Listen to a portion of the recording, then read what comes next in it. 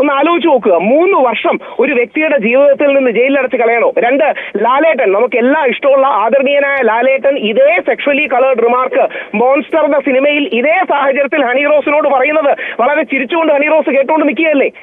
അപ്പൊ എന്താ പറ്റുക എന്ന് പറഞ്ഞാൽ ഈ ഇരട്ടത്താപ്പ് പലപ്പോഴും സമൂഹത്തിലെ ആൾക്കാർ ചോദ്യം ചെയ്യും. ഫെമിനിസ്റ്റുകൾക്ക് നമ്മുടെ സമൂഹത്തിൽ അപ്പർ ഹാൻഡ് ഉണ്ടെന്ന് പറഞ്ഞ് പുരുഷനെ വേട്ടയാടാവുന്ന മനോഭാവം പാടില്ല.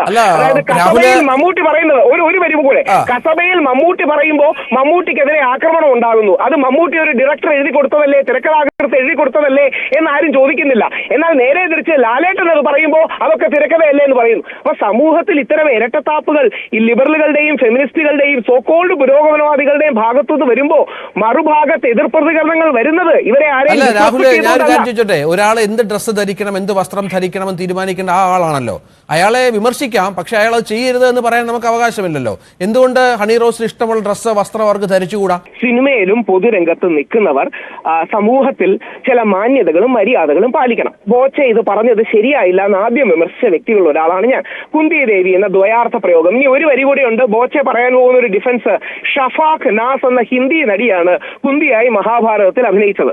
സ്റ്റാർ പ്ലസിൽ വന്ന സീരിയലാണ്. ആ സീരിയലിനെ ആസ്പദമാക്കിയാണ് ഹണി റോസിനെ പരാമർശം. ഒരുപക്ഷെ അദ്ദേഹം പറയുമായിരിക്കും. പക്ഷേ കുന്തി ദേവി എന്ന് പറയുന്നതിന്റെ ദ്വയാർത്ഥ പ്രയോഗം എന്താണെന്ന് നമുക്കെല്ലാം അറിയാം.